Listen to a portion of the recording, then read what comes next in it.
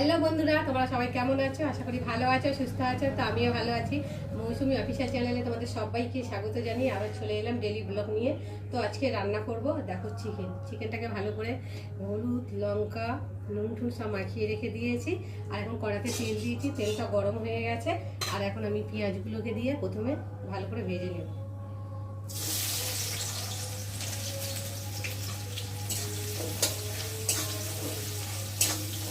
পেঁয়াজটা একটু ভাজা ভাজা হয়ে এসেছে। আর এখন আমি দিয়ে দেবো রসুন, আর দিয়ে দেবো আদা বাটা আর জিরে বাটা, আর দেবো কটা কাঁচা লঙ্কা।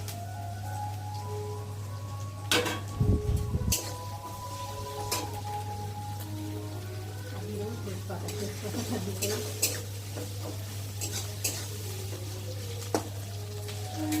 দিয়ে দেবো স্বাদ মতো নুন।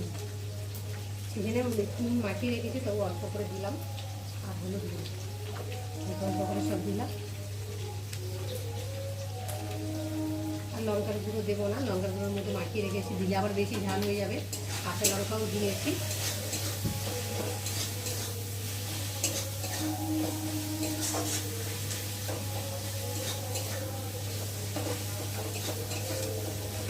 টমেটোটা এখন দেবো না, টমেটোটা এখন দিলে তো ভালো করে মাংস মানে চিকেন সেদ্ধ হয় না, দরকার মেরে দেবো। আমি টমেটোটা পরে দেবো।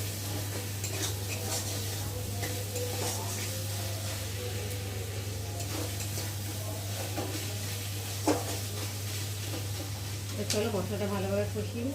মশলাটা ভালোভাবে কষিয়ে নিয়েছি, দেখতে পাচ্ছ মশলা থেকে তেলও ছেড়ে দিয়েছে, আর মশলা একটা ভাজা গন্ধ ছেড়েছে। আর এখন আমি এই যে চিকেনটাকে দিয়ে ভালো করে কষিয়ে নিই। আজকের মধ্যে চিকেনের মধ্যে আলু টালু কিছু দেবো না, এমনি কষা কষা করবো। সবসময় তো আলু দিয়ে খাই, একদিন এবার ভাবলাম যে কষা কষা দিয়ে যদি আলু ছাড়া কেমন লাগে, দিয়ে একটু ভালো করে নেড়ে দেবো। আর এই যে ওটা একটা টমেটো দিয়ে দেবো, চিকেনটাও সেদ্ধ হবে, টমেটোটাও সেদ্ধ হবে।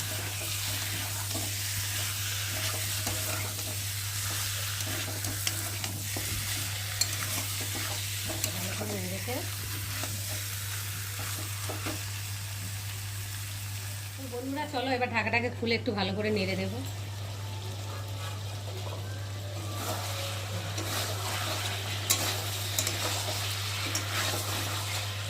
ঢাকা দিয়ে দিয়েই চিকেনটাকে সেদ্ধ হবে।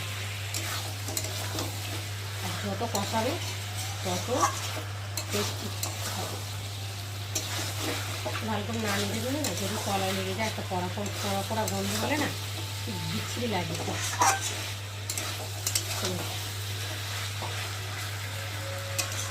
দেখো টমেটোটা এখন গলেনি, এখনও মানে শক্ত আছে। আর ওইদিকে চিকেনও কষানো হবে, টমেটোটাও পরে গালিয়ে দেবো। চলো আবার ঢাকা দিয়ে মাংসটাকে পুরো কষিয়ে নিয়েছি। আর এই দেখো টমেটোটা দেখো একদম গুলো গেছে, আমার খুন্তি দিয়ে আর ফাটিয়ে দিতে হয় না।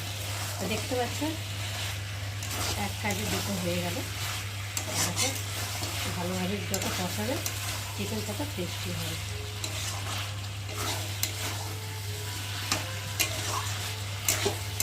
চিকেনটা কষানো হয়ে গেছে, আর মশলা থেকে দেখো তেলও ছেড়ে দিয়েছে, দেখতে পাচ্ছে।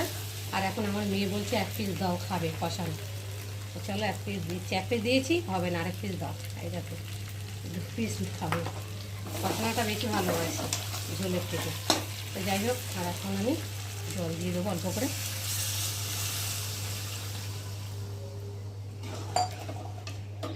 একটু ভালো করে মশলাগুলো কড়া থেকে নামিয়ে দেবো। মাখো মাখো করবো, মানে কষা কষা, বেশি খুব একটা ঝোল ঝাল লাগবো না। দেখো বন্ধুরা চিকেনটা তৈরি হয়ে গেছে, আর ঝোলটা অনেকটাও শুকিয়ে গেছে। এখন এই যে কষা কষা মতো হয়ে গেছে। আর এখন আমি নামাবার আগে অল্প করে স্বাদ মতো চিনি দেবো, আর দিয়ে দেবো মিট মশলা।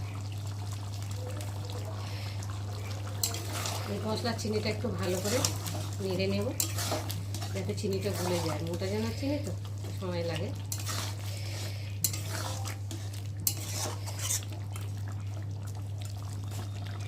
একটু ফুটুক, আর আমি এদিকে জায়গাটা রেডি করে নিই ভালো।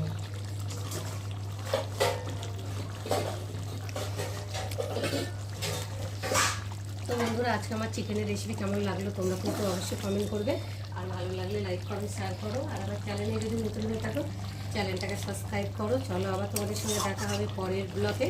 ততক্ষণ তোমরা তোমাদের খেয়াল রাখো, তোমরা আমার চ্যানেলটাকে সাবস্ক্রাইব করতে থাকো আর আমি এদিকে ঢালতে থাকি।